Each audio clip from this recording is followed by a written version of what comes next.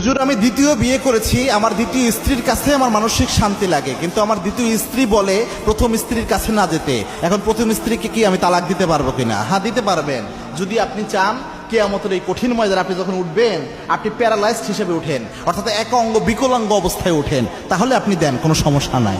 মারাত্মক একটা বিষয় চিন্তা করতে পেরেছেন। দ্বিতীয় বিয়ে বা একাধিক বিয়ে, এটাকে যেমন সবচেয়ে খারাপভাবে নিকৃষ্টভাবে দেখা হয়, আবার ঠিক একইভাবে দ্বিতীয় বিয়েকে এমনভাবে এখন প্রমোট করা হয় যে দ্বিতীয় বিয়ে ছাড়া মনে হয় জান্নাতে যাওয়া কঠিন, এরকম একটা অবস্থা দাঁড়াইছে। অনেক ব্যক্তি বের হয়েছে এমন যে তারা এইভাবে প্রমোট করে যে দ্বিতীয় বিয়ে ছাড়া জান্নাতের রাস্তা সব বন্ধ হয়ে যায়। মনে রাখবেন, দ্বিতীয় বিয়ে আল্লাহর দেওয়া বৈধ একটা সিস্টেম, আমি এর বিরোধী কোশ্চিনকালেও না।